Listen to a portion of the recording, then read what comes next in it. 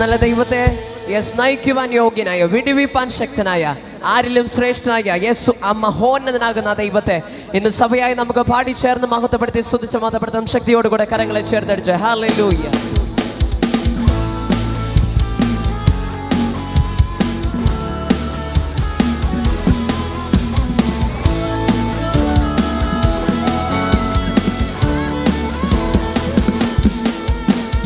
നയിക്കുവാൻ യോഗ്യൻ, വിടുവിപ്പാൻ ശക്തൻ, ആരിലും ശ്രേഷ്ഠൻ യേശുവത്രേ. പരിപാലിച്ചിടും, ഭയമെല്ലാം നീക്കും, സമാധാനമേകും യേശുപരൻ. നയിക്കുവാൻ യോഗ്യൻ, വിടുവിപ്പാൻ ശക്തൻ, ആരിലും ശ്രേഷ്ഠൻ യേശുവത്രേ. പരിപാലിച്ചിടും, ഭയമെല്ലാം നീക്കും, സമാധാനമേകും യേശുപരൻ. കൽപ്പിന്റെ പോയിടാം, തൻ വചനങ്ങൾ പാലിക്കാം. തൻ പിന്നെ പോയിടാം, തൻ വചനങ്ങൾ പാലിക്കാം. കർത്തൻ വരവിൻ കാലം വരെയും വിശുദ്ധിയിൽ ജീവിക്കാം. കർത്തൻ വരവിൻ കാലം വരെയും വിശുദ്ധിയിൽ ജീവിക്കാം. പർവ്വതത്തിൽ കൂടെ പോയാലും താഴ്വരയിലൂടെ പോയാലും കൈവിടാതെ നടത്തുന്ന ഒരു നല്ല ഇടയന്റെ ആടുകളാണ് ഞങ്ങൾ. യേശു ഒരു നല്ലൊരു പിതാവുണ്ട്, നല്ലൊരു വഴികാട്ടിയുണ്ട്. തിരിച്ചറിവുള്ളവരുണ്ടോ? ആ ദൈവത്തിന്റെ മഹാസാന്നിധ്യം നാം സ്തുതിക്കുമ്പോൾ തന്നെ ഈ ആലയത്തിലേക്ക് ചാഞ്ഞിറങ്ങുന്ന സമയം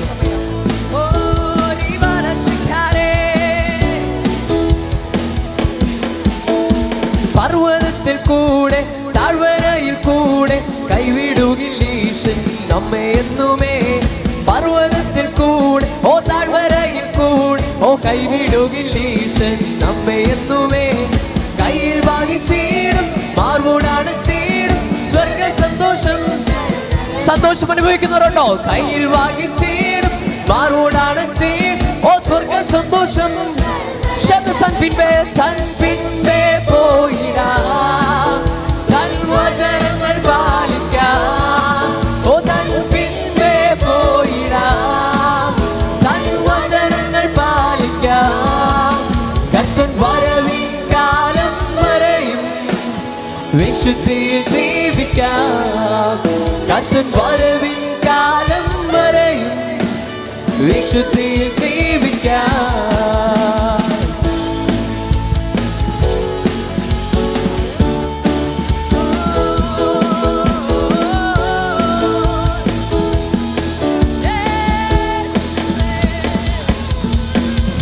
വിശ്വാസത്തിൻ നായകൻ പൂർത്തി വരുത്തുന്നു, കൂടെയുള്ളപ്പോൾ ഇനി എന്തു ഭയം.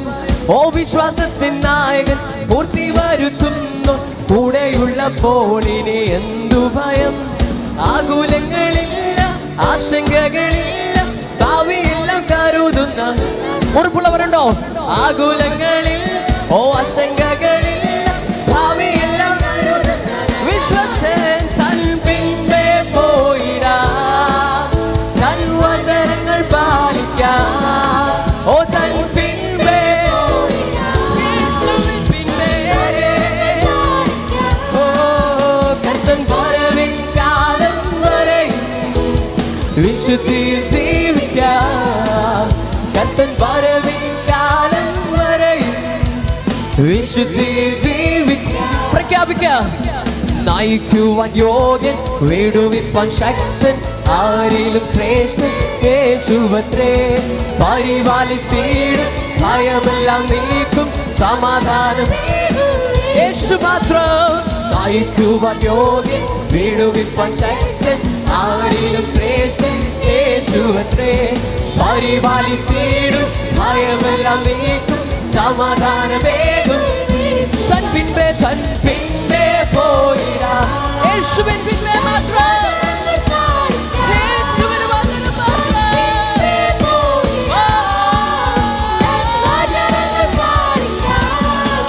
കർത്തൻ വരവിൻ കാലം വരെയും വിശുദ്ധിയിൽ ജീവിക്കാം. കർത്തൻ വരവിൻ കാലം വരെയും വിശുദ്ധിയിൽ ജീവിക്കാം.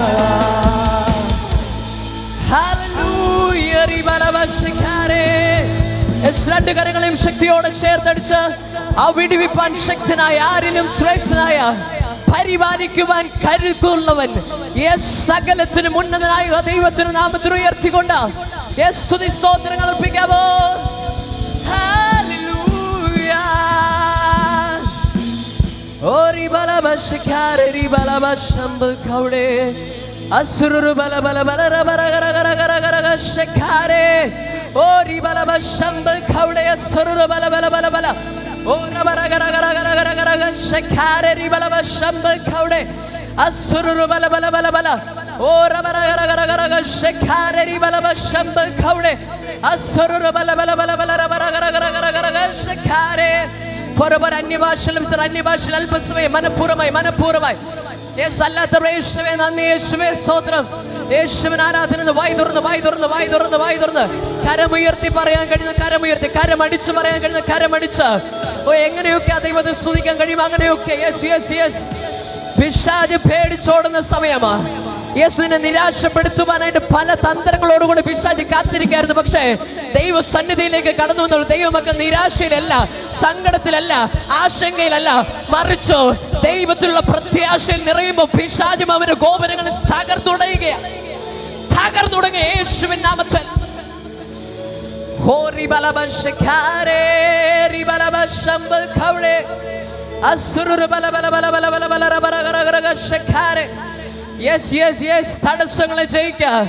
തടസ്സങ്ങളെ ജയിക്ക, മനസ്സിനെ പിടിച്ചു കെട്ടിവെക്കുന്ന ചങ്ങലകളെ പൊട്ടിച്ചു തകർത്തുകൊണ്ട് യേശുവിന്റെ നാമം പറഞ്ഞു, ജയം പറഞ്ഞു മുന്നേറിയാട്ടെ ദൈവസഭയെ മുന്നേറിയാട്ടെ. ദൈവം നമ്മെ വിളിച്ചു വേർതിരിച്ചിരിക്കുന്നത് അധികാരത്തിന്റെ ശുശ്രൂഷ ചെയ്യാനാ, അല്ലാതെ ദാസ്യത്വത്തിന്റെ ശുശ്രൂഷയല്ല.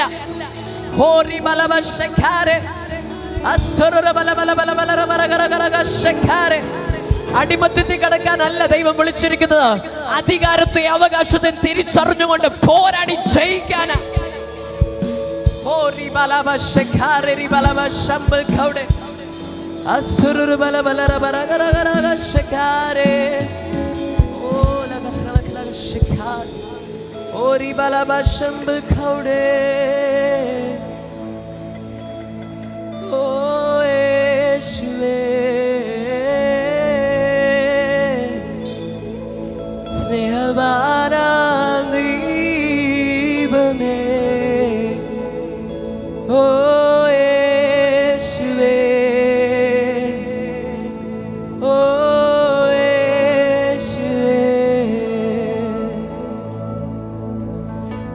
പ്രഭാതത്തിൽ ഞാൻ ദൈവസന്നിധിയിൽ ഒന്ന് ആഗ്രഹിച്ചു, അങ്ങനെ പ്രാർത്ഥിച്ചു എന്ന് പറയുന്നു, പക്ഷെ ഒന്ന് ആഗ്രഹിച്ചു, കർത്താവേ,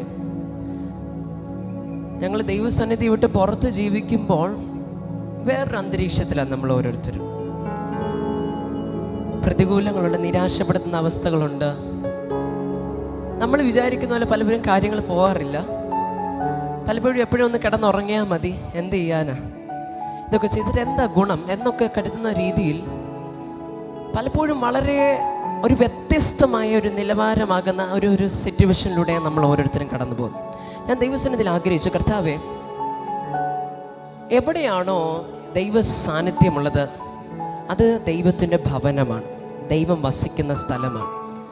എവിടെയാണോ ദൈവം വസിക്കുന്നത് ആ വാസസ്ഥലത്തിനൊരു പ്രത്യേകതയുണ്ട്, അതിനെ സ്വർഗമെന്നാണ് വചനം വിളിക്കുന്നത്. ഹല്ലേലൂയ,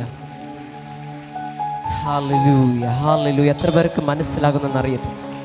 സ്വർഗം തൻ്റെ സിംഹാസനവും ഭൂമി തൻ്റെ പാദപീഠമെന്ന് വചനത്തിനകത്ത് എഴുതി വെച്ചിരിക്കുമ്പോൾ ദൈവ സാന്നിധ്യം എവിടെയൊക്കെ ഇറങ്ങി വരുന്നോ അവിടെ പിന്നെ ഭൂമി എന്നുള്ള പേരല്ല, ആമേൻ, പ്രയാസങ്ങൾ പ്രതിസന്ധികൾ നിറഞ്ഞൊരു സ്ഥലം എന്നുള്ള പേരല്ല, അതിന് വചനം വിളിക്കുന്ന പേരുണ്ട്, സ്വർഗമെന്നാണ്. ഹല്ലേലൂയ, ഹല്ലേലൂയ, ഹല്ലേലൂയ, ഹല്ലേലൂയ. ഞാൻ പലപ്പോഴും ബുദ്ധി കൊണ്ട് ചിന്തിച്ചിട്ടുണ്ട്, ദൈവമേ, 8:50 വരെയും അല്ലെങ്കിൽ ഒരു 9 മണി എന്ന് പറഞ്ഞ മണി അടിക്കുന്നത് വരെയും പലപ്പോഴും നമ്മൾ പല പ്രതിസന്ധികൾ മാനസികമായിട്ടായിരിക്കാം, ശാരീരികമായിട്ടായിരിക്കും നമ്മൾ ഫൈറ്റ് ചെയ്തുകൊണ്ടിരിക്കുന്നവരാണ്. പക്ഷെ 9 മണിയാകുമ്പോൾ പെട്ടെന്ന് കുറേ സന്തോഷവും അല്ലെങ്കിൽ ആഹ്ലാദമൊക്കെ എങ്ങനെ കൊണ്ടുവരാനേ കഴിയും? ദൈവം എന്നോട് പറഞ്ഞു തന്നത് അല്ലെങ്കിൽ ഇപ്പോൾ മനസ്സിലാക്കി തന്ന ഒന്നുണ്ട്,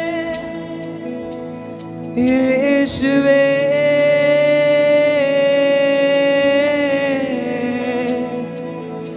എന്നേശുവേ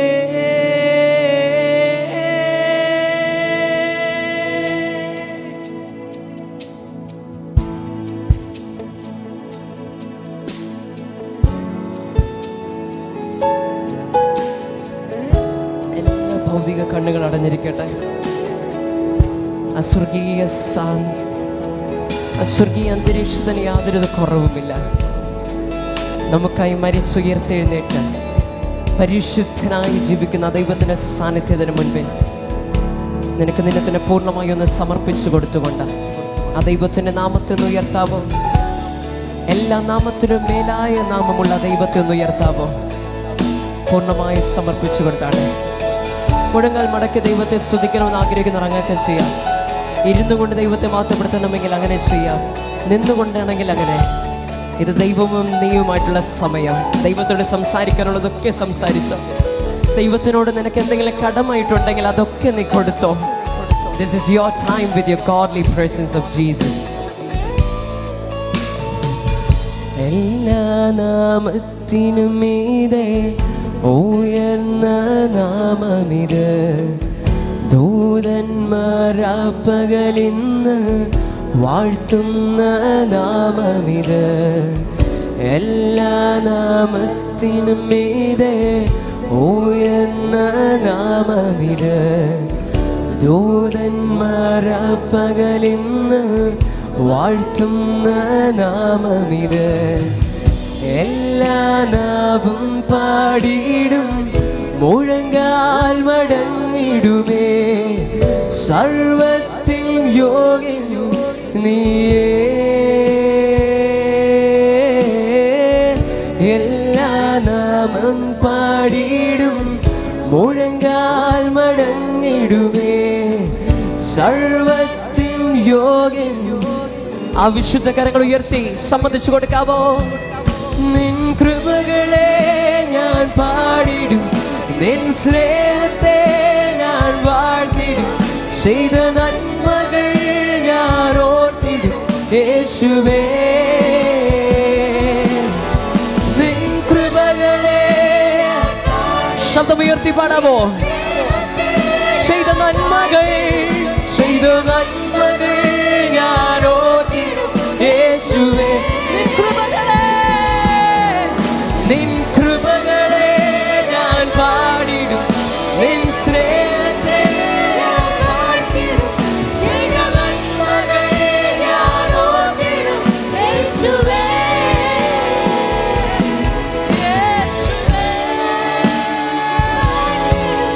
നിൻ സ്നേഹത്തെ ഞാൻ ഓർത്തിടും. ചെയ്ത നന്മകൾ ഞാൻ ഓർത്തിടും യേശുവേ. യേശുവേ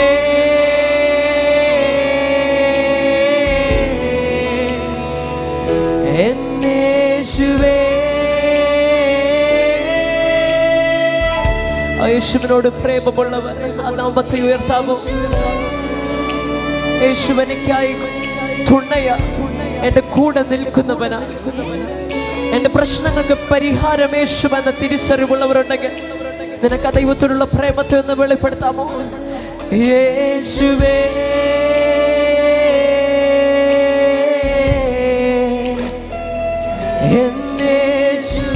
എന്റെ യേശുവാ.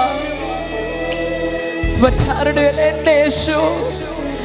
യേശുവേ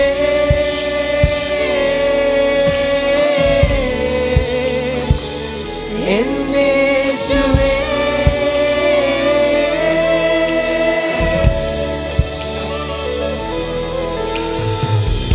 ആദിയിലെ വചനമായ യേശുവേ, അത്യുന്നതനാം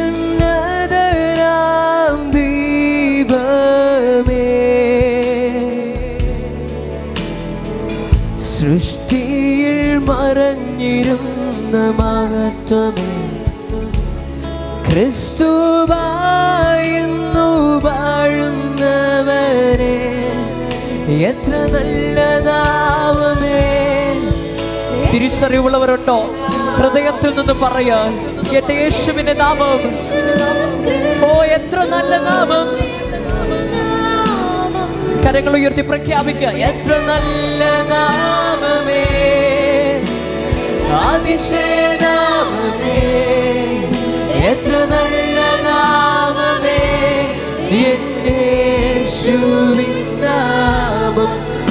എത്ര നല്ല നാമമേ, എത്ര നല്ല നാമമേ, എന്റെ യേശു ക്രിസ്തുവിൻ നാമം. എത്ര നല്ല നാമമേ, അതിശയനാമമേ, എത്ര നല്ല നാമമേ, എന്റെ യേശുവിൻ നാമം. എത്ര അത്ഭുത നാമമേ, എത്ര അത്ഭുത നാമമേ, എന്റെ യേശു ക്രിസ്തുവിൻ നാമം. എത്ര അത്ഭുത നാമമേ, അതിശയനാമമേ, എത്ര അത്ഭുത നാമമേ,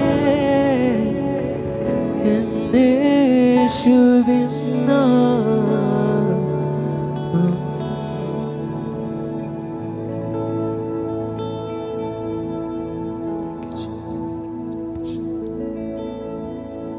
We worship your great presence, Jesus. അങ്ങയുടെ സാന്നിധ്യത്തിനായി, അങ്ങയുടെ അത്ഭുതകരമായ നാമം ഞങ്ങൾക്ക് അവകാശമായി നൽകിയതിനാൽ ഞങ്ങൾ നന്ദിയോടെ സ്തുതിക്കുന്നു. ഞങ്ങളുടെ രോഗത്തിൻ്റെ, ഞങ്ങളുടെ പ്രതിസന്ധികളുടെ, ഞങ്ങളുടെ പ്രശ്നങ്ങളുടെ ഒക്കെ പരിഹാരമാകും ആ യേശുവിൻ്റെ നാമം ഇന്ന് ഞങ്ങൾക്ക് അവകാശമായി.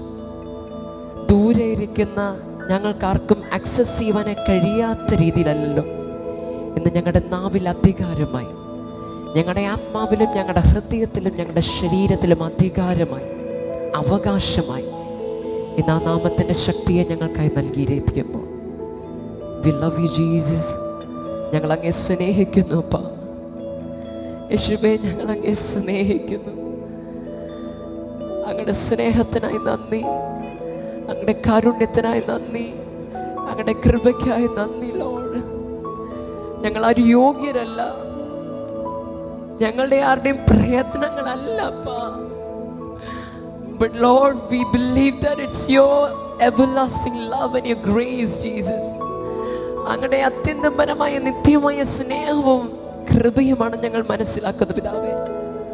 ഇന്ന് ഞങ്ങൾ ഒരു കാര്യം ഇവിടെ തിരിച്ചറിയുന്നു, ഞങ്ങളുടെ ജീവിതം എന്നത് ഇന്ന് ഞങ്ങളുടെ മാത്രം ഉത്തരവാദിത്തമല്ല അപ്പാ, മറിച്ച് യേശുവേ അങ്ങയുടെ ഉത്തരവാദിത്തമാണ് ഞങ്ങൾ തിരിച്ചറിയുന്നു. അതിനൊരർത്ഥമുണ്ട്. മരണത്തെയും പാപത്തെയും പാതാളത്തെയും ക്രൂശിൽ എൻ്റെ ദൈവം ജയിച്ചെങ്കിൽ ഇന്ന് എൻ്റെ ജീവിതത്തിലും പോരാടുന്ന സകലവിധമാകുന്ന പാപത്തെയും ശാപത്തെയും രോഗത്തെയും പൊളിച്ചെടുക്കുവാൻ എൻ്റെ അപ്പന് കഴിവുണ്ട് ഞങ്ങൾ തിരിച്ചറിയുന്നത് പ്രഖ്യാപിക്കുന്നു യേശുവിൻ നാമത്തിൽ. യേശുവിൻ രക്തത്താൽ ഞങ്ങളത് പ്രഖ്യാപിക്കുന്നു. യേശുവിൻ അധികാരമുള്ള നാമത്തിൽ ഞങ്ങൾ പ്രഖ്യാപിക്കുന്നു. യെസ്, രോഗമേ, പാതാളമേ, പാപമേ, ശാപമേ, യേശുവിൻ നാമത്തിൽ ഞങ്ങൾ നിന്നെ ഇറക്കി വിടുകയാ. Yes, we command you to get away from every bodies. യേശുവിൻ നാമത്തിൽ, യേശുവിൻ അധികാരമുള്ള നാമത്തിൽ ഞങ്ങൾ കൽപ്പിക്കുകയാണ്. Let there be miracles. Let there be great work of God establishing in this presence of Jesus. We completely surrender each and everybody who is gathered over here to your presence, to your hands, Jesus. Holy Spirit, have your way, lead us and guide us. In Jesus' name we pray. Amen, amen, amen.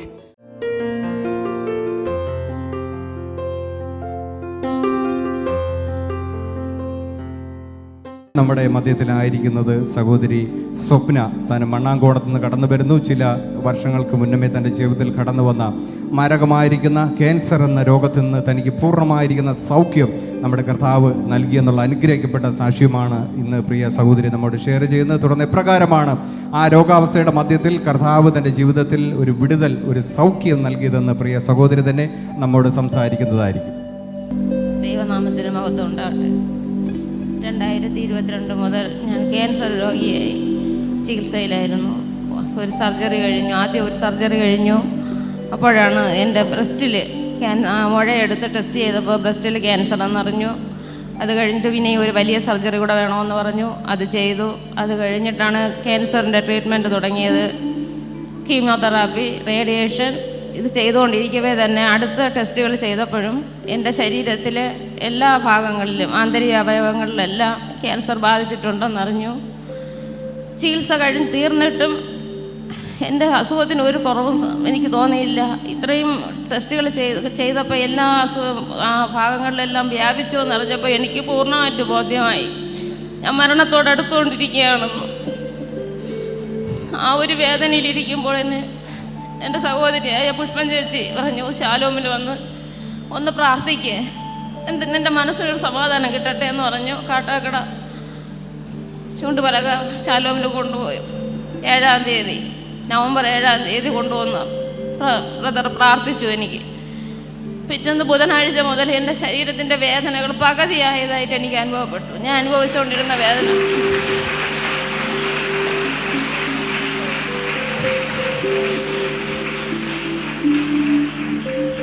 ഒരു hotel ജോലിക്കാണ് ഞാൻ പോണത്. ആ ദിവസം മുതൽ എനിക്ക് ജോലികൾ കുറേശ്ശെ ചെയ്യാൻ കഴിയുമായിരുന്നു. ബ്രദർ 3 ഹീലിംഗ് പ്രെയർ നിർദ്ദേശിച്ചു. 1-ാമത്തെ ഹീലിംഗ് പ്രെയറിന് ഞാനിവിടെ പങ്കെടുത്തു. പ്രാർത്ഥിച്ചുകൊണ്ടിരിക്കുന്ന സമയത്ത് എൻ്റെ വലതു ഭാഗത്ത് നെഞ്ചിൽ സർജറി കഴിഞ്ഞ ഭാഗത്ത് 2 പ്രാവശ്യം ഒരു വേദന വന്നു. ഞാൻ പ്രാർത്ഥിച്ചുകൊണ്ട് അങ്ങനെ നിന്നു. ബ്രദർ വന്ന് എൻ്റെ തലയിൽ കൈവച്ചപ്പോൾ എൻ്റെ ശരീരം വിറയ്ക്കണത് പോലെ ഒരു തളർച്ച വന്ന് ഞാനിങ്ങനെ താഴോട്ട് ഊർന്നു പോകും പോലെ തോന്നി. എന്നെ എല്ലാവരും കൂടെ പിടിച്ച് താങ്ങി അവിടെ ഇരുത്തി. അത് കഴിഞ്ഞ് വീട്ടിൽ പോയി കഴിഞ്ഞപ്പോൾ എനിക്ക് മനസ്സിനും സന്തോഷം, എൻ്റെ ശരീരത്തിനും നല്ലതായിട്ടൊരു ഉന്മേഷം തോന്നി. എനിക്ക് ഉണ്ടായിരുന്ന വേദനകളെല്ലാം എൻ്റെ ശരീരത്തിൻ്റെ വേദനകളെല്ലാം കുറഞ്ഞു. 1-ാമത്തെ ഹീലിംഗ് പ്രെയർ കഴിഞ്ഞ് എൻ്റെ ശരീരത്തിൻ്റെ ഫുള്ള് അസ്ഥികൾക്കുള്ള ഒരു സ്കാൻ ചെയ്ത് നോക്കി. റിപ്പോർട്ട് കിട്ടി. ഡോക്ടർ പറഞ്ഞു എൻ്റെ ശരീരത്തിൽ എൻ്റെ അസ്ഥികൾക്ക് രോഗമൊന്നുമില്ല എന്ന് പറഞ്ഞു.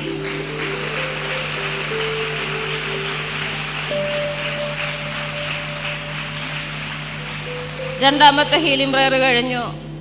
ഒരു മാമോഗ്രാം സ്കാൻ ചെയ്തു. മാമോഗ്രാം ചെയ്ത ടെസ്റ്റ് റിപ്പോർട്ടിലും എൻ്റെ ശരീരത്തിൽ എൻ്റെ നെഞ്ചിൽ ആ ക്യാൻസർ എന്ന് പറഞ്ഞ രോഗം ഇല്ല എന്ന് പറഞ്ഞു.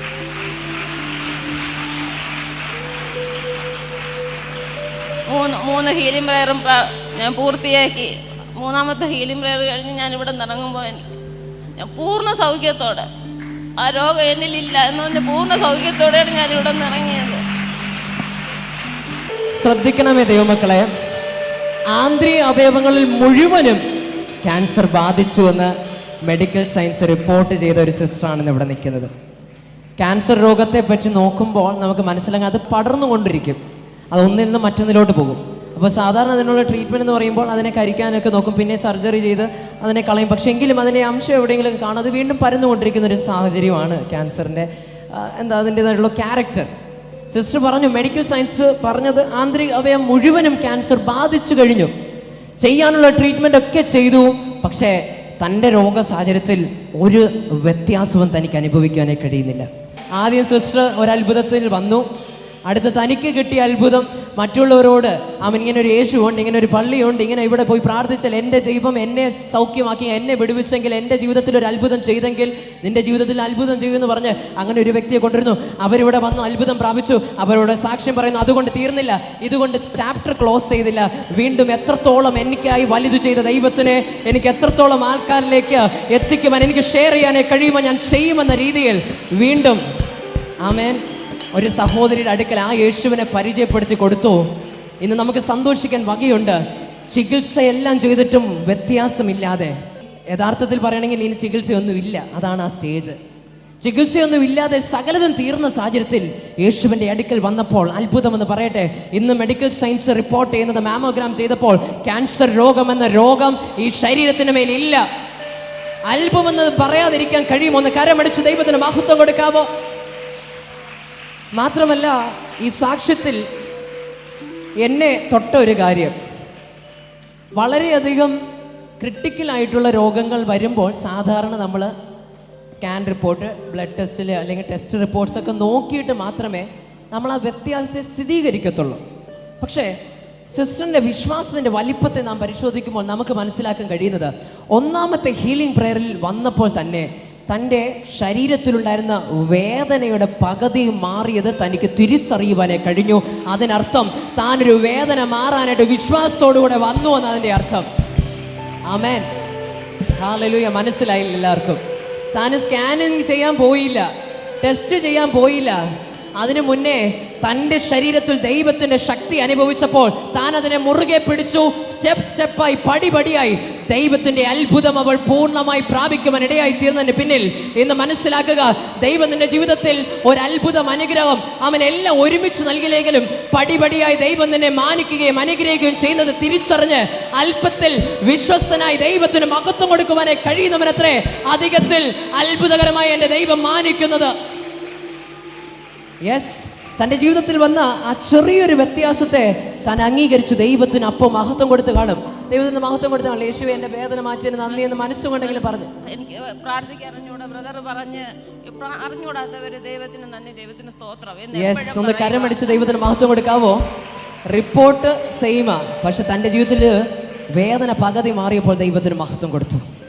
മഹത്വം കൊടുക്കുവാൻ കുറയരുത്, ദൈവത്തിന് നന്ദി കൊടുക്കുവാൻ കുറയരുത്. ദൈവം നിന്റെ ജീവിതത്തിൽ ഓരോ ചെറിയ കാര്യങ്ങൾ ചെയ്യുമ്പോഴും മഹത്വം കൊടുക്കുമ്പോഴത്രേ ഇതുപോലെയുള്ള വലിയ അത്ഭുതങ്ങൾ പിറവി കുറിക്കുന്നത്.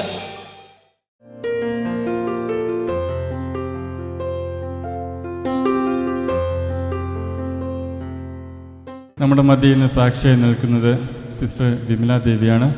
തൻ്റെ ഭർത്താവിന് കിഡ്നി ഫെയില് ആയിപ്പോയ സ്ഥാനത്ത് ഹോസ്പിറ്റലിൽ നിന്ന് ഓപ്പറേഷൻ വേണമെന്ന് പറഞ്ഞു. എന്നാൽ തങ്ങൾ വിശ്വാസത്തോടെ പ്രെയർ റൂമിൽ വന്ന് ദേവദാസനോട് പ്രാർത്ഥിച്ചു. അതിൻ്റെ ഫലമായി ഓപ്പറേഷൻ വേണ്ടാതെ പൂർണ്ണ സൗഖ്യം വന്ന് നമ്മുടെ മധ്യേ സാക്ഷിയായി സിസ്റ്റർ വന്ന് നിൽക്കുകയാണ്. ദൈവനാമത്തിന് മഹത്വം ഉണ്ടാകട്ടെ. ഞാനിന്നിവിടെ എൻ്റെ സാക്ഷിയായിട്ട് വന്നത് എൻ്റെ ഭർത്താവിനും മകൾക്കും വേണ്ടിയാണ്. എൻ്റെ ഭർത്താവിന് കിഡ്നിക്കകത്ത് ചത വളർന്നു, അതിൻ്റെ ബ്ലീഡിങ് ഉണ്ടായിരുന്നു. 3 ആഴ്ച തുടർച്ചയായിട്ട് നിന്നു.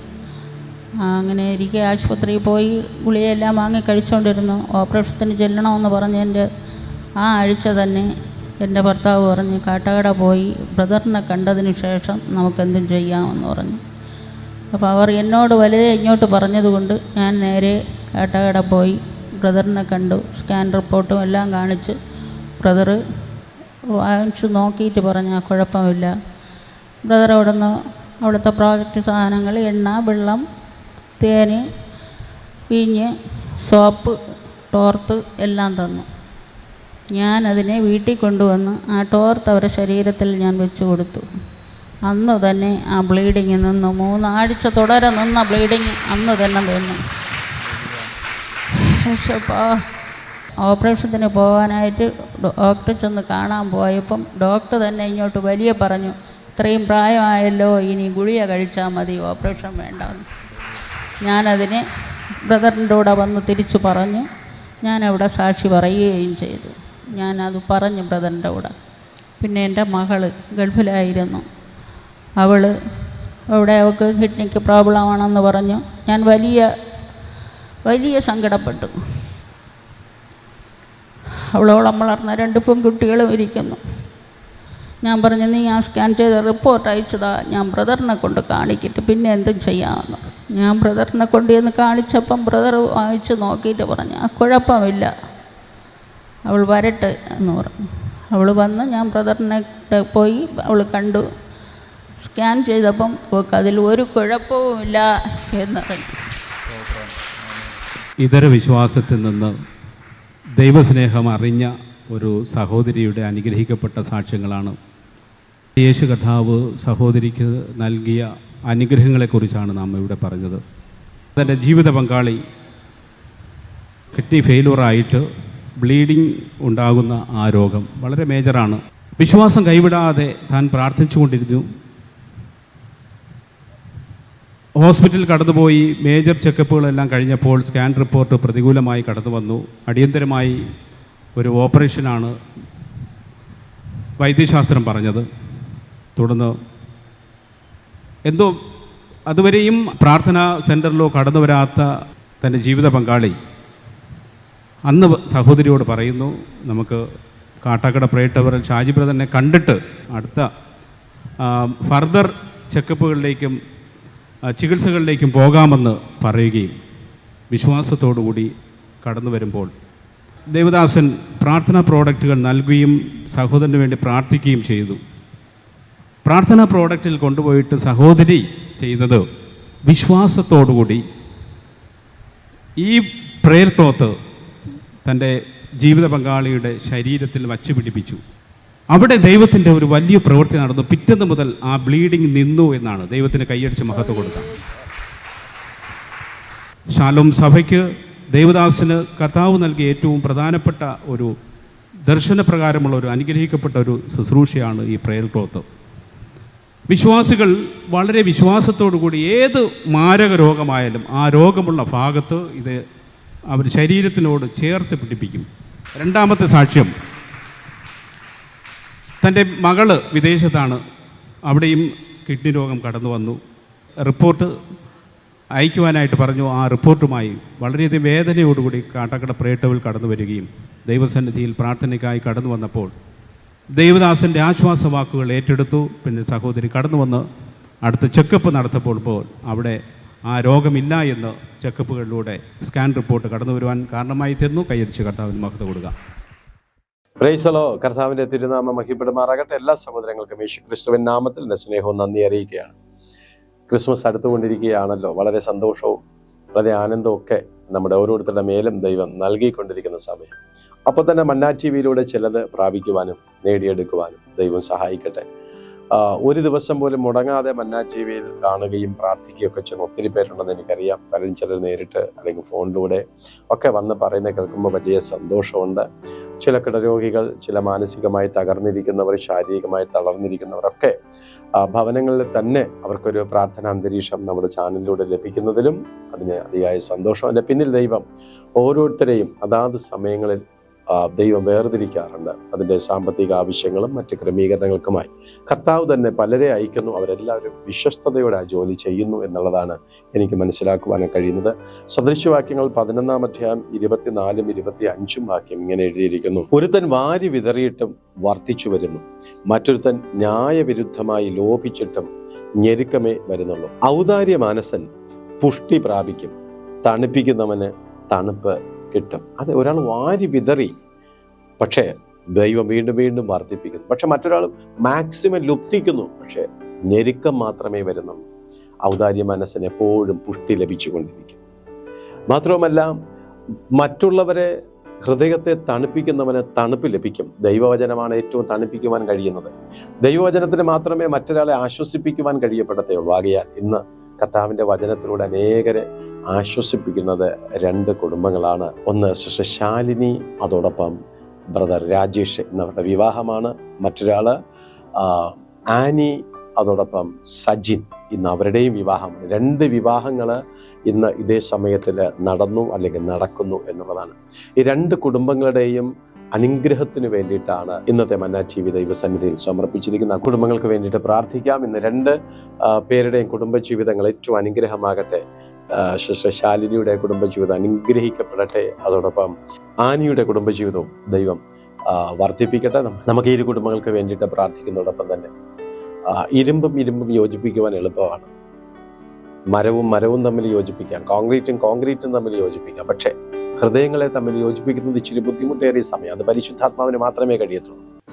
ആകയാൽ ഈ സഹോദരങ്ങളെ 2 പേരുടെയും കുടുംബജീവിതത്തെ ദൈവം യോജിപ്പിക്കട്ടെ. ദൈവം അവരെ അനുഗ്രഹിക്കട്ടെ. സുശാനിയെ ദൈവം അനുഗ്രഹിക്കട്ടെ, സുശാലിനിയെ അനുഗ്രഹിക്കട്ടെ. 2 പേർക്കും തക്കതായുള്ള തുണ ദൈവം കൊടുത്ത് അവരെ അനുഗ്രഹിച്ചിരിക്കുന്നു. ആകയാൽ ആ സഹോദരങ്ങളെ കർത്താവ് മാനിക്കട്ടെ, അനുഗ്രഹിക്കട്ടെ. പ്രാർത്ഥിക്കാം നമുക്ക് അവർക്ക് വേണ്ടി. ഞങ്ങൾ അധികമായി സ്നേഹിക്കും നല്ല ദൈവമേ, ഞങ്ങൾ ഈ സഹോദരങ്ങൾക്ക് ഒരുമിച്ച് പ്രാർത്ഥിക്കുന്നു. സിസ്റ്റർ ശാലിനിക്കായി പ്രാർത്ഥിക്കുന്നു, ബ്രദർ രാജേഷിനായി പ്രാർത്ഥിക്കുന്നു. ഇന്ന് പ്രാർത്ഥനയോടെ അവർ ആരംഭിക്കുന്ന കുടുംബജീവിതം ഏറ്റവും അനുഗ്രഹമാകട്ടെ. അതോടനുബന്ധിച്ച് കർത്താവേ സിസ്റ്റർ ആനിക്കായി പ്രാർത്ഥിക്കുന്നു, ബ്രദർ സജിനായി പ്രാർത്ഥിക്കുന്നു. ഇന്നവർ പ്രാർത്ഥനയോടെ ആരംഭിക്കുന്ന കുടുംബജീവിതം ഏറ്റവും അനുഗ്രഹമായി വരട്ടെ. ദേശത്തിനും സമൂഹത്തിനും കുടുംബങ്ങൾക്ക് അവരുടെ മാതൃകാ ജീവിതമായി കാഴ്ചവയ്ക്കപ്പെടുവാൻ ദൈവം സഹായിക്കണമെന്ന് മന്നാ ടിവിയിൽ ദൈവമേ അവരുടെ ആത്മീക അനുഗ്രഹത്തിനും ഭൗതിക അനുഗ്രഹത്തിനുമായി 2 സഹോദരങ്ങളും ഇന്നത്തെ വഴിപാട് ഇവിടെ അർപ്പിച്ചിരിക്കുമ്പോൾ കർത്താവ് സ്വീകരിച്ച് പ്രതിഫലം അവർക്ക് കൊടുത്ത് അവരെ ആശീർവദിക്കുക. തുടർന്ന് ഞങ്ങൾ കേൾക്കാൻ പോകുന്ന ദൈവവചനം ഏറ്റവും അനുഗ്രഹമായി വരുവാൻ ദൈവത്തിൻ്റെ ആത്മാവ് കൃപയാൽ അങ്ങ് സഹായിക്കണമെന്ന് പ്രാർത്ഥിക്കുന്നു. മുഴുമഹത്വം അങ്ങേ കേൾപ്പിക്കുന്നു. യേശുവിൻ നാമത്തിൽ പിതാവേ, ആമേൻ.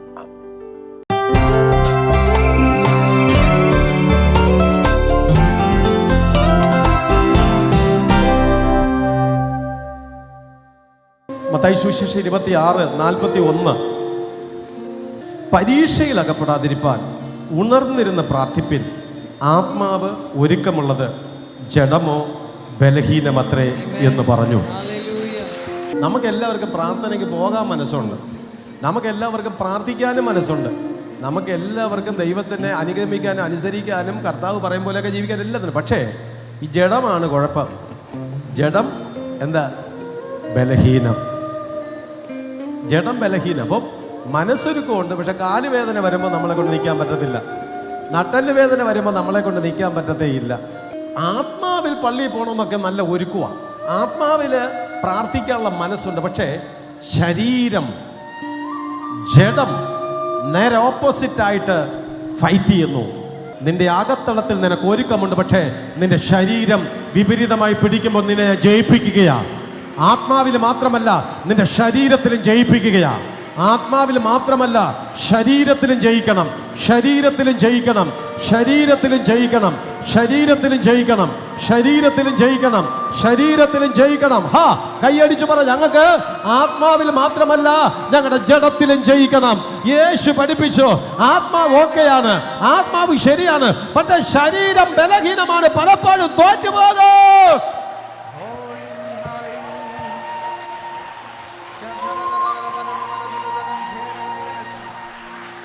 നമ്മൾ മത്തായി സുവിശേഷമാണല്ലോ പഠിച്ചുകൊണ്ടിരിക്കുന്നത്. പ്രാർത്ഥിച്ച് പുതിയ വർഷത്തിന് വേണ്ടി പ്രവേശിക്കുക എന്നുള്ളതല്ല, പ്രാർത്ഥിച്ച് നമ്മൾ ബലം പ്രാപിച്ച് നമ്മുടെ മുമ്പിൽ കടന്നു വരുന്ന സകല പ്രതിസന്ധികളെയും ജയിക്കാനാണ് ഈ പ്രയർ സൺഡേയിൽ ദൈവം നമ്മളെക്കുറിച്ച് ആഗ്രഹിക്കുന്നത്. ഇപ്പോൾ നിങ്ങൾ പലരും ബലഹീനമാണെങ്കിലും പിന്നത്തേതിൽ നിങ്ങൾ ശക്തിപ്പെടും. നമ്മളിവിടെ യേശു കർത്താവിൽ നിന്ന് പഠിച്ചത് എന്താണ്? ക്രിസ്തുവിൻ്റെ ക്രൂശീകരണം അടുത്ത് വന്ന സമയത്തിൽ യേശു ശിഷ്യന്മാരോട് റിക്വസ്റ്റ് ചെയ്തു എന്ന് വേണമെങ്കിൽ പറയാം, പരീക്ഷയിൽ അകപ്പെടാതിരിപ്പാൻ. അതൊക്കെ നമ്മൾ പഠിച്ചു വരുമ്പോൾ നമുക്കറിയാം. നിങ്ങൾക്കൊരല്പസമയം ഉണർന്നിരിക്കാൻ പറ്റത്തില്ലേ എന്നൊക്കെ കർത്താവ് ചോദിച്ചത് നമുക്കവിടെ കാണുവാനായിട്ട് കഴിയപ്പെടാം. അപ്പോൾ അവർ റിക്വസ്റ്റ് ചെയ്ത്, നിങ്ങൾ പരീക്ഷയിൽ അകപ്പെടാതിരി, വലിയ വലിയ ഉത്തരവാദിത്തങ്ങൾ, വലിയ കാര്യങ്ങൾ ചെയ്യാൻ പോവുക, നടക്കാൻ പോവുക. അപ്പോൾ അതിനു മുമ്പ് നമ്മൾ അത്രയും പ്രയർ ചെയ്യണം, അത്രയും പ്രയർ ചെയ്യണമെന്നാണ് യേശു അവരോട് പറഞ്ഞത്. പക്ഷേ അവരുടെ ജഡം ബലഹീനമാണ്. പക്ഷെ എല്ലാ കാലത്തും ജഡം ബലഹീനമല്ല. എന്താ സംഭവിച്ചത്? കർത്താവ് അത് കഴിഞ്ഞതിന് ശേഷം 42 രണ്ടാമതും പോയി, പിതാവേ, ഞാൻ കുടിക്കാതെ അത് നീങ്ങിക്കൂടാ എങ്കിൽ നിന്റെ ഇഷ്ടം ആകട്ടെ എന്ന് പ്രാർത്ഥിച്ചു. അനന്തരം വന്നവൻ കണ്ണിന് ഭാരമേറുകയാൽ പിന്നെയും ഉറങ്ങുന്നത് കണ്ടോ. അവരെ വിട്ട് മൂന്നാമതും പോയി ഈ വചനം തന്നെ ചൊല്ലി പ്രാർത്ഥിച്ചു. പിന്നെ ശിഷ്യന്മാരുടെ അടുക്കൽ വന്ന്, ഇനി ഉറങ്ങി ആശ്വസിക്കൽ, നാഴിക അടുത്തും മനുഷ്യപുത്രൻ പാപികളുടെ കയ്യിൽ ഏൽപ്പിക്കപ്പെടുന്നു, എഴുന്നേൽപ്പ്, നാം പോക, ഇതാ എന്നെ കാണിച്ചു കൊടുക്കുന്നവൻ അടുത്തിരിക്കുന്നു എന്ന് പറഞ്ഞു. അവൻ സംസാരിക്കുന്ന പന്തിരുവിൽ ഒരുത്തനെ യൂദ. അപ്പോൾ യേശു പോയി പ്രാർത്ഥിക്കും, കൂടെ പ്രാർത്ഥിക്കാൻ പോസ്റ്റ് ചെയ്തവരെ ചെന്ന് നോക്കും. അപ്പോൾ അവന്മാർ സുഖം ഉറക്കം.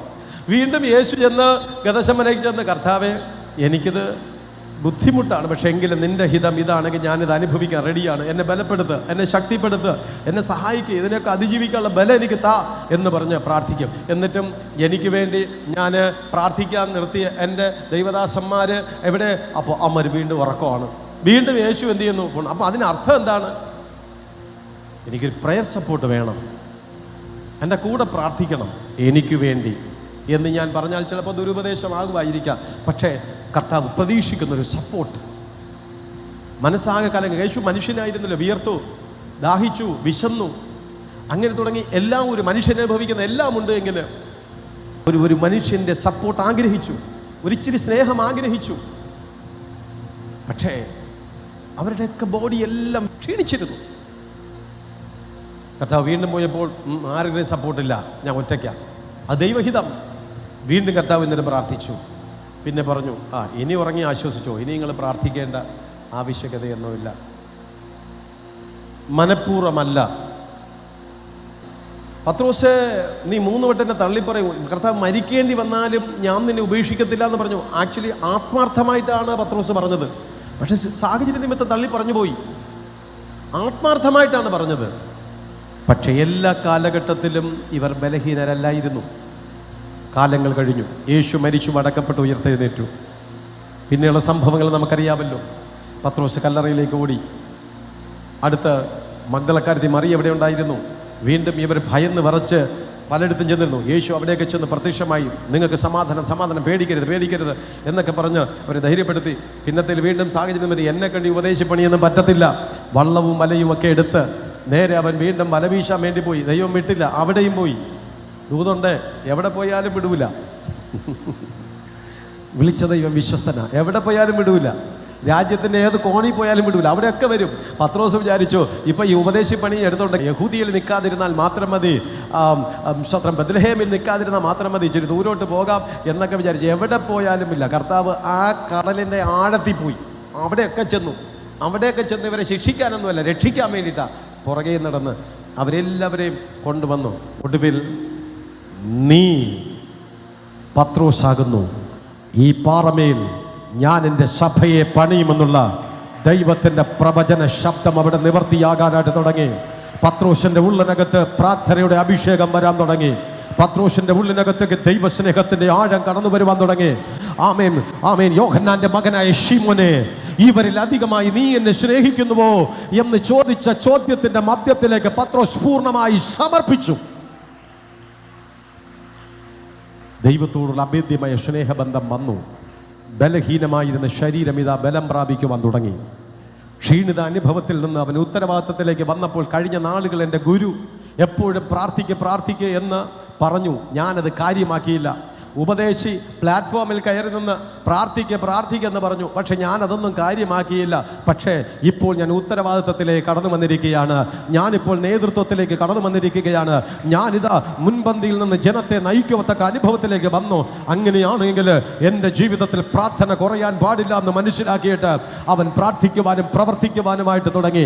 ഒരൊറ്റ പ്രസംഗത്തിൽ അവൻ 3000 പേർ ജലസ്നാനം സ്വീകരിക്കത്തക്ക വിധത്തിലേക്ക് ശക്തമായി അവൻ ദൈവത്തിന് വേണ്ടിയിട്ട് പ്രവർത്തിക്കുവാനായി തുടങ്ങി. കാലങ്ങളേറെ കഴിയുന്ന സമയത്തിൽ ഒടുവിൽ ക്രിസ്തുവിൻ്റെതായിട്ടുള്ള ഒരു രക്തസാക്ഷ്യം വഹിക്കുവാൻ ശരീരം പ്രാപ്തമായി തീർന്നു.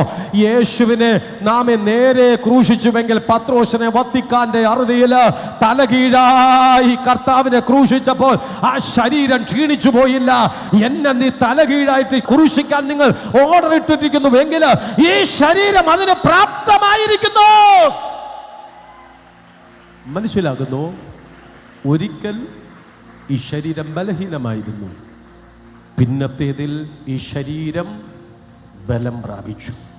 ഇന്ന് നീ ബലഹീനത്തോടെ ഇരിക്കുന്നുവെങ്കിൽ പ്രാർത്ഥനയുടെ അനുഭവത്തിലൂടെ നീ ബലം പ്രാപിക്കാൻ പോകുകയാ. നിന്റെ രോഗം മാറാൻ പോകുകയാണ്. നിന്റെ ക്ഷീണം മാറാൻ പോകുകയാണ്. നിന്റെ അസ്വസ്ഥതകളും പ്രയാസങ്ങളും മാറാൻ പോകുകയാണ്. ആമേൻ. ബലഹീനമായിരിക്കുന്ന ശരീരത്തെ ബലമുള്ളതാക്കി പരിശുദ്ധാത്മാവ് മാറ്റാൻ തുടങ്ങുകയോ.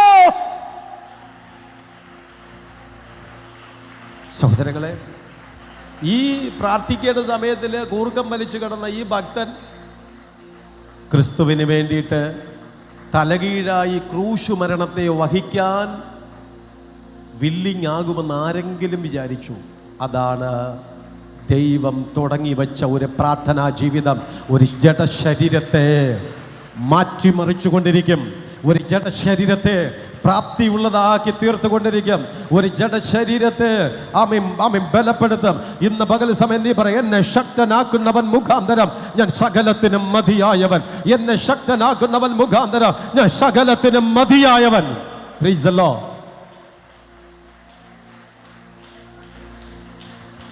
എൻ്റെ ശുശ്രൂഷാനുഭവത്തിൽ ഞാൻ അനേക പ്രാവശ്യം ക്ഷീണിച്ചു പോയിട്ടുണ്ട്, തളർന്നു പോയിട്ടുണ്ട്. പല ആവർത്തി ഒറ്റക്കിരുന്ന് ഞാൻ കരഞ്ഞിട്ടുണ്ട്. എന്നെ കൊണ്ടത് പറ്റത്തില്ല.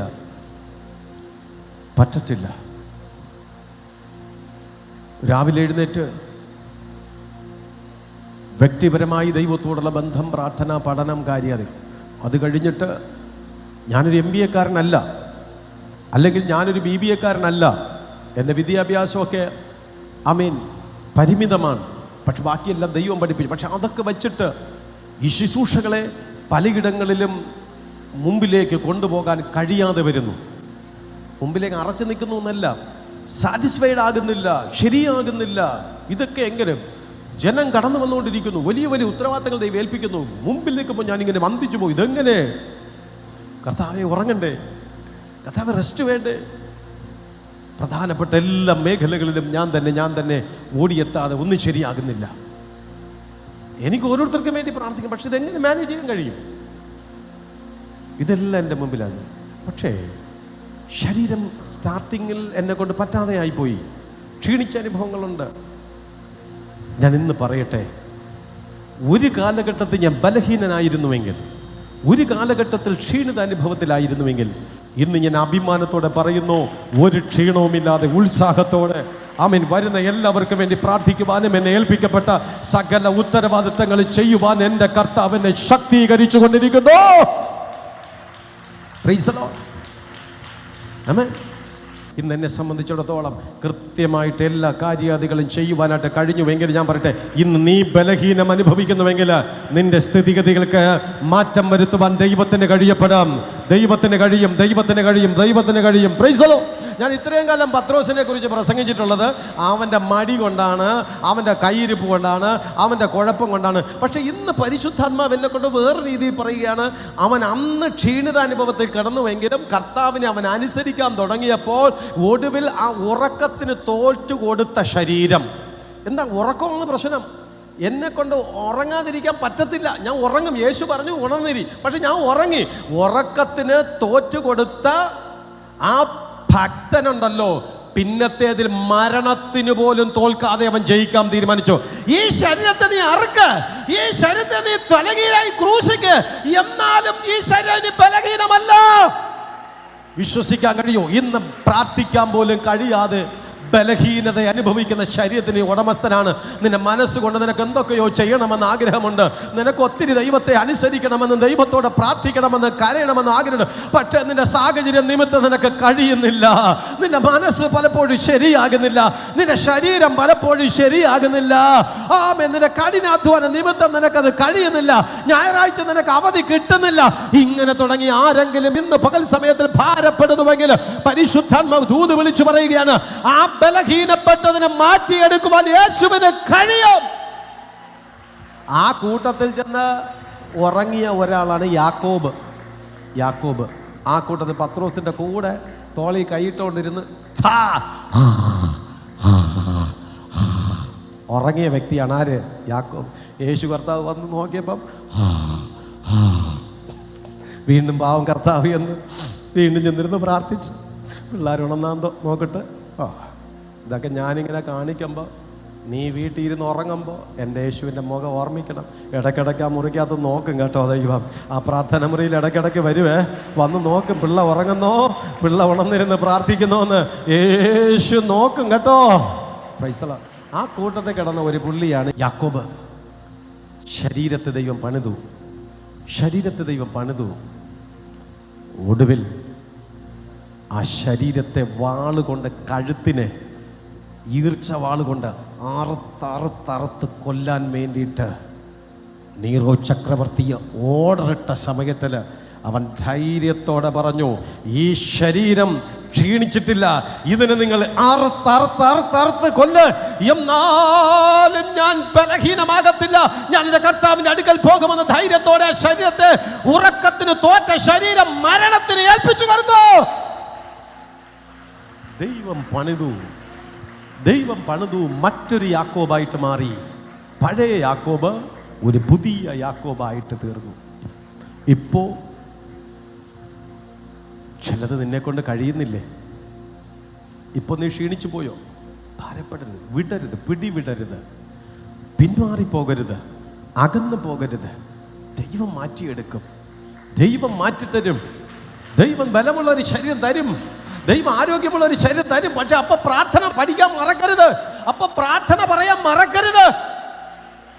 പലപ്പോഴും പലർക്കും വരുന്ന പ്രശ്നം ഇതാണ്, നമുക്ക് നല്ല ആരോഗ്യം കിട്ടുമ്പോഴത്തേക്ക് എല്ലാം ഇല്ലാത്ത സമയത്തിൽ കിട്ടിയെങ്കിൽ കൊള്ളായിരുന്നു, കിട്ടിയെങ്കിൽ ഞാൻ പ്രാർത്ഥിച്ചേനെ, ഞാൻ ഉപവസിച്ചേനെ എന്നൊക്കെ പറയുമായിരുന്നു. പക്ഷെ നമുക്കൊരു ശരീര സൗഖ്യം നമുക്ക് കിട്ടുമ്പോൾ നഷ്ടപ്പെട്ടു പോകാൻ തുടങ്ങി. കൂടെ കിടന്നുറങ്ങിയ ഭക്തനാണ്. കൂർക്കം വലിച്ച് പരീക്ഷയിൽ അകപ്പെടാതെ ഉണർന്നിന്ന് പ്രാർത്ഥിരി പിള്ളേരെ എന്ന് പറഞ്ഞ സമയത്തിൽ കർത്താവ് അതൊക്കെ പറയും. നമ്മൾ ഇന്ന് ഉറങ്ങിയില്ലെങ്കിൽ പിന്നെ എന്ന് ഉറങ്ങാനായിരിക്കുന്നേ എന്ന് പറഞ്ഞ് കൂർക്കം വലിച്ചുറങ്ങി. ഒടുവിൽ റോമൻ സാമ്രാജ്യം അവന് വേണ്ടിയിട്ട് വിധി കൽപ്പിച്ചു. ഇവനെ നാട് കടത്തണം.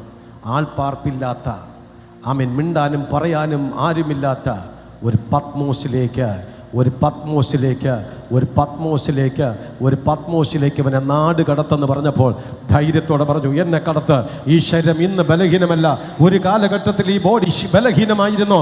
പക്ഷേ ഇന്ന് യേശുവിൻ്റെ നാമത്തിൽ ഏത് കഷ്ടം അനുഭവിക്കാൻ ഞാൻ റെഡിയാണ്, ഏത് ബുദ്ധിമുട്ട് അനുഭവിക്കാൻ ഞാൻ റെഡിയാണ്, ഞാൻ ഏത് പത്മോസിൽ പോകാൻ റെഡിയാണ്. അതിന് കയ്യടി കുറഞ്ഞു. കാരണം എന്താണെന്നറിയാമോ? പത്മോസിലൊന്നും കുഴപ്പമില്ല, വള്ളത്തിൽ കയറ്റി അങ്ങ് അക്കരെ കൊണ്ട് പോയി കഴിഞ്ഞാൽ കുഴപ്പമില്ല. അവിടെ വല്ല മീനിനെയൊക്കെ പിടിച്ച് ചുട്ടുകൊത്ത് അതേ വല്ലതൊക്കെ കഴിച്ച് വെള്ളമൊക്കെ കുടിച്ച് അവിടെ കിടക്കും. വലിയ കഷ്ടമല്ല. പറയും, അനുഭവിക്കണം. ഒരു ഉറക്കത്തിന് പരാജയപ്പെട്ട ഒരു ഭക്തൻ ഇന്ന് ദൈവത്തെ അനുഗമിച്ച് പ്രാർത്ഥനാ ജീവിതമുള്ളവനായിട്ട് തീർന്നു വന്നപ്പോൾ അവനിതാ ഏത് സാഹചര്യത്തിൻ്റെ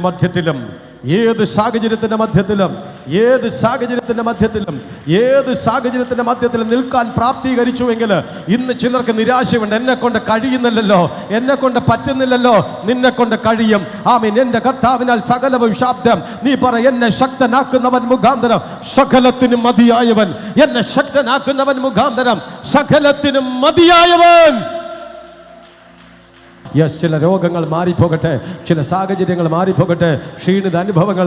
ഒരു ദിവസം പ്രാർത്ഥിച്ചാൽ 10 ദിവസം പ്രാർത്ഥിക്കാൻ കഴിയാത്തത്, ഉപവസിക്കാൻ മനസ്സുണ്ട് പക്ഷേ ശരീരം കൊണ്ട് കഴിയപ്പെടുന്നില്ല. വളരെ കാലമായിട്ട് നീ ആഗ്രഹിച്ചു, നിന്നെ കൊണ്ട് കഴിയുന്നില്ല. ദൈവം കഴിയും. ദൈവം നിങ്ങളെ പ്രാപ്തീകരിക്കും. അപ്പോൾ നമ്മൾ ഇന്ന് പഠിച്ച ഭാഗം ഇത്രയാണ്. ഒരു പ്രത്യേക സിറ്റുവേഷനിൽ, ഒരു പ്രാർത്ഥനയിൽ ജയിക്കാൻ കഴിയാത്ത ഭക്തന്മാർ പിന്നത്തേതിൽ ക്രിസ്തുവിൻ്റെ രക്തസാക്ഷിത്വം വഹിക്കത്തക്ക വിധത്തിൽ അവർ ജയിച്ചതുപോലെ ഇന്നലെ വരെയുള്ള നിങ്ങളുടെ പ്രാർത്ഥനാ പരാജയങ്ങളെ ദൈവം മാറ്റുന്ന ദിവസമാണ്. കരിമ്പിൻ ജ്യൂസ് നിനക്ക് ഇഷ്ടമായിരിക്കാം, പക്ഷെ പാവയ്ക്ക ജ്യൂസാണ് ദൈവത്തിന് നിനക്ക് തരണമെന്ന് തീരുമാനിച്ചിട്ടുണ്ടെങ്കിൽ അത് സന്തോഷത്തോടു കൂടി കുടിക്കാൻ തയ്യാറാകുന്ന പോലെ ഈ ലോകം മുഴുവനും ക്രിസ്തുമസ് കൊണ്ടാടിക്കൊണ്ടിരിക്കുന്ന സമയത്തിൽ ദൈവം നിനക്കുന്ന പ്രയർ സൺഡേ ആയിട്ട് ഫാം ചെയ്ത് തന്നിട്ടുണ്ട് എങ്കിൽ ആമേൻ, നാളുകളിലേക്ക് പ്രാർത്ഥനാ ജീവിതത്തെ ബലപ്പെടുത്തത്തക്ക വിധത്തിൽ വരുന്ന പ്രതിസന്ധികളെ ജയിക്കുവാന്, പോരാട്ടങ്ങളെ ജയിക്കുവാന്, ആമേൻ, ദൈവസന്നിധിയിൽ നിന്ന് ശക്തി പ്രാപിക്കുവാനുള്ള തീരുമാനമെടുക്കുവാനുള്ള ദിവസങ്ങളായിട്ട് ഈ പ്രയർ സൺഡേ മാറട്ടെ. ഒരു ഹാമാൻ ഒരു ചതിക്കുഴി ഉണ്ടാക്കിയപ്പോൾ എസ്തേറിൻ്റെ പ്രാർത്ഥനയാണ് ആ ചതിക്കുഴിയിൽ നിന്ന് മാറ്റി. ദൈവത്തിൻ്റെ കോപം നിനവേക്കെതിരായിട്ട് കടന്നു വന്ന് 40 ദിവസങ്ങൾ നശിപ്പിക്കുവാൻ തുടങ്ങിയപ്പോൾ പ്രാർത്ഥനയും ഉപവാസമാണ് അവർക്ക് അവിടുന്ന് മോചനം പ്രാപിക്കുവാൻ കടന്നു വരപ്പെട്ടത്. പത്രോസ് കാരാഗ്രഹത്തിനകത്തായപ്പോൾ പുറത്തു വന്നത് പ്രാർത്ഥനയുടേതായിട്ടുള്ള അനുഭവം. യേശു കർത്താവിനെ പ്രലോഭിപ്പിക്കുവാൻ വേണ്ടിയിട്ട് വചനവും കൊണ്ട് വന്നപ്പോൾ, വചനവും കൊണ്ട് നിൻ്റെ വീട്ടിൽ പലരും വരും പ്രലോഭിപ്പിക്കാൻ വേണ്ടിയിട്ട്. ആമീൻ. യേശു കർത്താവിനെ പ്രലോഭിപ്പിക്കാൻ വേണ്ടി കല്ലിനെ അപ്പമാക്കെന്ന് പറഞ്ഞ അപ്പവും കൊണ്ട് ഭക്ഷണവും കൊണ്ട് പലരും വരും പ്രലോഭിപ്പിക്കുവാൻ വേണ്ടിയിട്ട്. ആമീൻ. അടുത്തിലേക്ക് കടന്നു വന്നു. മാത്രമല്ല അടുത്ത് പിശാചു വീണ്ടും കടന്നു വന്നത് നിങ്ങൾക്ക് എല്ലാവർക്കും അറിയാം. ഈ കാണുന്ന എല്ലാം നിനക്ക് ഞാൻ തരാം എന്ന് പറഞ്ഞാലട്ട് അധികാരം തരാം.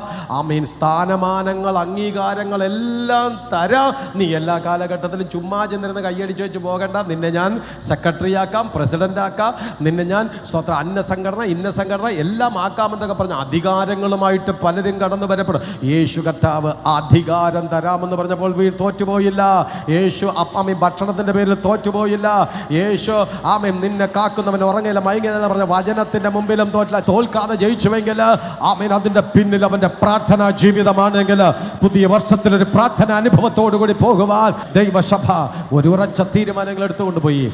ആമീൻ. പ്രാപ്തിയുള്ളവരായി ബലമുള്ളവരായി തീരുവാൻ കർത്തൃസന്നിധിയിൽ നിങ്ങൾ ശരണപ്പെടുവാൻ ദൈവനാമത്തിൽ ഞാൻ നിങ്ങളെ ഓർമ്മിപ്പിക്കുന്നു. ഇന്നത്തെ സന്ദേശം നിങ്ങൾക്ക് എല്ലാവർക്കും വളരെ അനുഗ്രഹമായി എന്ന് മനസ്സിലാക്കുന്നു. ഇന്നത്തെ ആരാധന സമർപ്പിച്ചിരിക്കുന്ന സിസ്റ്റർ ശാലിനി, ബ്രദർ രാജേഷ്, ആ ദമ്പതികളെ ദൈവം അനുഗ്രഹിക്കട്ടെ. അതോടനുബന്ധിച്ച് സിസ്റ്റർ ആനി, അതോടനുബന്ധിച്ച് സജിൻ, ആ ദമ്പതികളെ കർത്താവ് കൂടുതലായി ആശീർവദിക്കട്ടെ എന്ന് ഞാൻ ആശംസിക്കുകയും പ്രാർത്ഥിക്കുകയും ചെയ്യണം. തുടർന്ന് നിങ്ങൾക്ക് വേണ്ടി പ്രാർത്ഥിക്കുവാൻ ആഗ്രഹിക്കുന്നു. ശാരീരിക മാനസിക ബലഹീനതകളെല്ലാം മാറ്റുന്ന ദൈവത്തിൻ്റെ വലിയ കൃപ ഒന്നുണ്ട്. നമുക്ക് പ്രാർത്ഥിക്കാം. ഞങ്ങളധികമായി സ്നേഹിക്കും പരിപാലിക്കും നല്ല ദൈവമേ, അനുഗ്രഹമേറിയ നല്ല സമയത്തിനായി സ്തോത്രം. ദൈവമഹിമയും തേജസ്സും ദൈവകൃപയും കരുതലും അധികമായിട്ട് ഇവിടെ വ്യാപരിച്ചു കൊണ്ടിരിക്കട്ടെ എന്ന് അടിയങ്ങൾ പ്രാർത്ഥിക്കുകയാണ്, അപേക്ഷിക്കുന്നു. സ്വർഗീയ സ്നേഹം നിറഞ്ഞു നിൽക്കട്ടെ, ദൈവിക സമാധാനം നിറഞ്ഞു നിൽക്കട്ടെ, ദൈവിക സാന്നിധ്യം നിറഞ്ഞു നിൽക്കട്ടെ എന്ന് അടിയങ്ങൾ പ്രാർത്ഥിക്കുന്നു. കാൽവരി ക്രൂശിൽ ഞങ്ങൾക്ക് വേണ്ടി ചൊരിഞ്ഞ രക്തം ഇപ്പോൾ ഓരോരുത്തരുടെ മേലും പകരട്ടെ. ശാരീരിക ബലഹീനതകളെല്ലാം മാറ്റും, മാനസിക പിരിമുറുക്കങ്ങളെല്ലാം ദൈവം മാറ്റണമേ. ആശ്വാസത്തോടെ, അനുഗ്രഹത്തോടെ, നന്മയോടെ അവരോരോരുത്തരും കാണപ്പെടുവാൻ കർത്താവേ അങ്ങ് സഹായിക്കണമേ എന്ന് പ്രാർത്ഥിക്കുന്നു. അവരലട്ടുന്ന എല്ലാ മാനസിക ശാരീരിക അസ്വസ്ഥതകളെ ശാസിക്കുകയാണ്. ദൈവത്തിൻ്റെ കൃപ അങ്ങ് വ്യാപരിച്ചു കൊണ്ടിരിക്കട്ടെ, ദൈവമഹിമ അങ്ങ് പകർന്നുകൊണ്ടിരിക്കട്ടെ. യേശുവിൻ്റെ നാമത്തിൽ പിതാവേ, ആമേൻ.